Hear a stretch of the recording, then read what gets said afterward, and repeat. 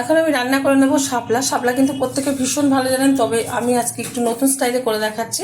আশা করি ভালো লাগবে। ভালো লাগলে আমার চ্যানেলটিকে সাবস্ক্রাইব করবেন, লাইক করবেন, শেয়ার করবেন। আজকে ঠিক যেরকমভাবে শাপলা রান্না করছি আপনারা অবশ্যই এরকমভাবে একবার ট্রাই করবেন।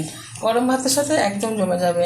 ওভেনে কড়াই বসিয়ে দিয়ে দিয়েছি কিছুটা পরিমাণে সাদা তেল। তেলটা গরম হয়ে যাওয়ার পর দিয়ে দিলাম কিছুটা পরিমাণে কালো জিরে। কালো জিরেটা দেওয়ার পর দিয়ে দিলাম হাফ চামচের এরকম হলুদ গুঁড়ো। এখন দিয়ে দেবো এর মধ্যে ধুয়ে রাখা শাপলা। একটু নেড়ে চেড়ে নেব।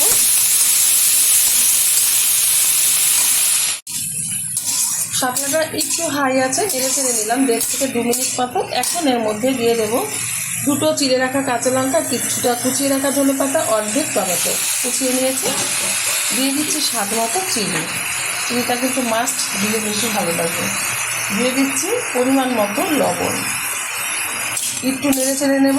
ঝালটা যার যার পছন্দ অনুযায়ী ব্যবহার করবে। এখন দিয়ে দেবো এর মধ্যে পেস্ট করে রাখা এই যে চিংড়ি মাছ, একটু সামান্য জল দিয়ে পেস্ট করে নিয়েছি, ঢেলে দিলাম। এবার খুব ভালোভাবে হাই আছে এটা আমি রান্না করে নেবো। ঢাকার কিন্তু কোনো দরকার নেই। ঢাকনা দিয়ে ঢেকে রান্না করলে কিন্তু একদম শাপলাগুলো গলে যাবে, যেহেতু সরু সরু শাপলা, সেই কারণে কিন্তু গলে যাওয়ার ভয় বেশি। হাই আছে রান্না করে নিচ্ছি।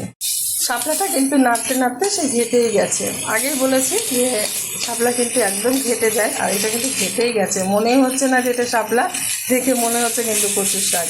আর এরকম শাপলা খেতে কিন্তু ভীষণ ভালো লাগে গরম গরম ভাতের সাথে। যারা জানেন না অবশ্যই ট্রাই করবেন। তুলে নিচ্ছি একটা পাত্রে, আর গরম গরম ভাতের সাথে এটা সার্ভ করবো।